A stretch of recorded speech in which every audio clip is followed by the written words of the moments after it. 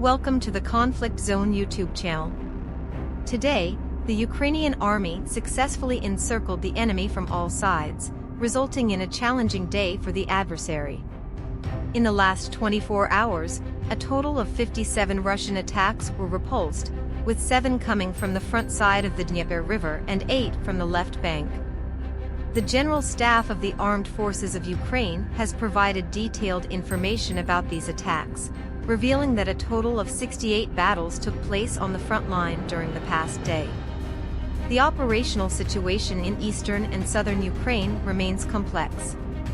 The Ukrainian Air Force played a crucial role by launching attacks on 21 Russian personnel groups, ammunition depots, and military equipment, along with targeting 4 surface-to-air missile systems. Additionally, Ukrainian missile troops were actively involved in the ongoing military activities.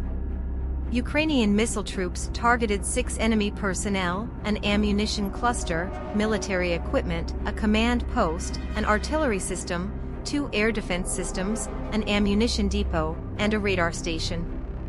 Simultaneously, Russian troops conducted 2 missile strikes and 43 airstrikes on Ukrainian positions and settlements.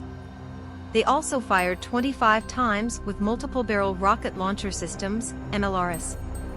Following these attacks, civilians suffered casualties, and there was damage to residential buildings and other civilian infrastructure. The extensive destruction has taken a toll on the Russian forces. As widely known, many Russians have relinquished their fight for Putin. Over 220 Russian soldiers surrendered to Ukraine by contacting the I Want to Live hotline. This hotline, managed by the Main Directorate of Intelligence of Ukraine, provides an avenue for Russian soldiers to surrender and seek safety. The surrendering of such a significant number underscores the impact of the ongoing conflict on Russian military morale.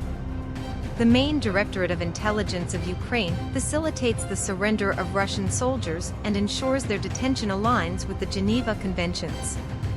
Vitaly Matvienko, overseeing the surrender scheme, reports approximately 1,000 pending surrender requests. The project's website has garnered over 48 million visits, and the hotline and Telegram chatbot received over 26,000 calls since inception. Despite Russian authorities blocking access to the helpline and chatbot in Russia last year, the system remains accessible through VPN. The I Want to Live project's propaganda video directly addresses Russian soldiers, prompting them to question their motives. Ask yourself a question: what are you fighting for? In a noteworthy incident months earlier, Russian pilot Maxim Kuzminov defected to Ukraine in August 2023 with his Mi-8 helicopter, seeking asylum with the Ukrainian Defense Ministry. The evolving dynamics of surrender and defection add a unique dimension to the ongoing conflict.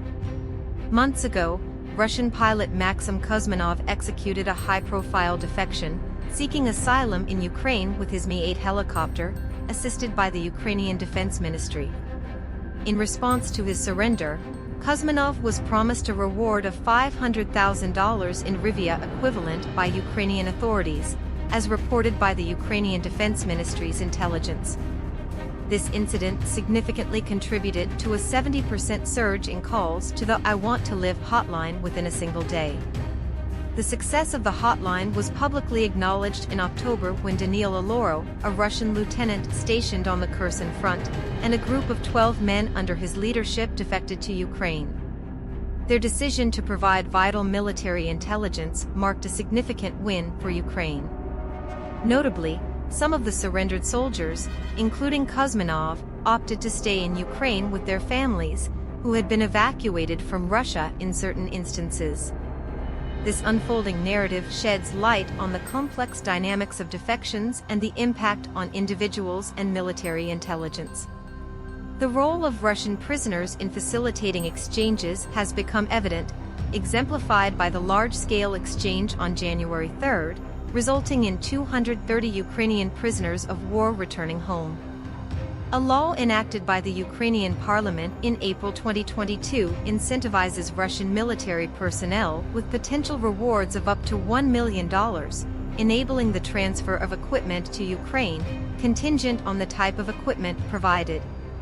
Concurrently, a growing number of Russians are surrendering en masse, citing inhumane treatment and deceitful commanders. Alexander Stupin, spokesperson for the Tavria Union grouping, reported an escalating trend of Russian soldiers surrendering in groups.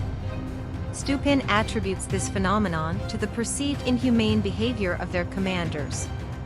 Stupin stated that some officers subjected soldiers to cruel actions, such as stripping them naked in freezing conditions, confining them in cold pits, physical abuse, and threats of execution. Substantiating these claims, video evidence has surfaced, depicting instances of Russian soldiers rebelling against their commanders, shedding light on the alleged mistreatment within the ranks. The evolving situation emphasizes the complexities surrounding military dynamics, exchanges, and the conditions influencing soldiers' decisions on both sides. A video disclosed by a Russian anti-corruption group reveals disturbing scenes of soldiers being subjected to beatings and confined in pits they dug for extended periods. Ukrainian military officials have made alarming assertions, alleging that Russian forces are employing drones to kill their own wounded soldiers, preventing them from surrendering. Andrei Yusov, a representative of Ukraine's military intelligence service, contends that Russia resorts to such drastic measures due to the increasing number of soldiers willing to surrender to Ukrainian captivity. The escalating losses faced by Russia pose a significant threat to its military capabilities. UK intelligence estimates suggest that it could take up to 10 years for Russia to restore its military power to pre-war levels following the full-scale invasion. According to the latest U.S. intelligence assessment, Russia has incurred a staggering 87% loss of its pre-war troop strength. Simultaneously, there are indications that Kremlin forces are scaling back the scope of their ground offensive across 1,500 kilometers of Ukrainian territory. Reports from officials and media outlets highlight clashes along the battle lines exacerbated by severe cold temperatures and hard frosts. The multifaceted challenges faced by Russian forces underscore the complexities of the conflict's impact on military strategies and the harsh realities on the ground. Amidst challenging weather conditions and logistical constraints, an updated situation report by the Ukrainian Army's General Staff suggests an increase in the surrender of Russian troops due to harsh conditions and limited supplies on the front lines. Notably, only two subsectors, Aviva and Minka, in the Donbass region experienced multiple Russian ground offensives over the past 24 hours, with attempts to gain ground lasting for hours. The General Staff's report, posted on Facebook, indicates that Ukrainian armed forces troop groups successfully held their positions, with artillery and mortar shelling persisting. Combat reports emphasize that Russia's ground attacks are small-scale, targeting limited objectives. In the Minka area, the AFU-46 Separate Aircraft Brigade noted Russian armored units attempting short-range advances. Armored personnel carriers moved within a few hundred meters of Ukrainian fortifications, while evacuating infantry sought to establish positions. The enemy engaged in prolonged shelling throughout the night, followed by airstrikes.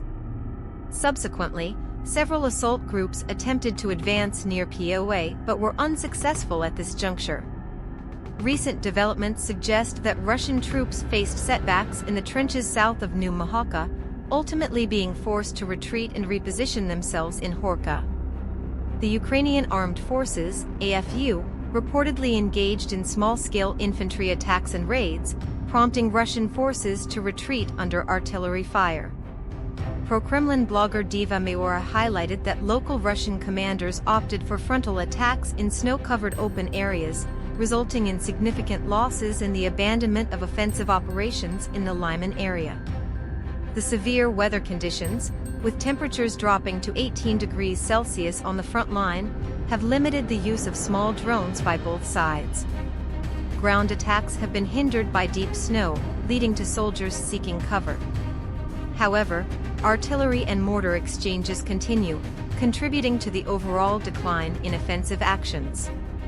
Military analysts, including Ragnar Gudmanson, note a significant reduction in Russian ground attacks and a notable decrease in daily and weekly losses of key weapons since late December. As winter intensifies and challenges persist, the dynamics of the conflict are shifting, placing additional strains on Russian military capabilities. The resilience of Ukrainian defenses, combined with adverse weather conditions, is creating a difficult environment for ongoing Russian operations in eastern Ukraine. The evolving situation underscores the multifaceted nature of the conflict, where military, environmental, and logistical factors converge to shape the course of events on the ground. We remain hopeful that the Russian forces will make the right decision and withdraw from Ukrainian territory swiftly. Thank you for tuning in to stay updated on the latest developments.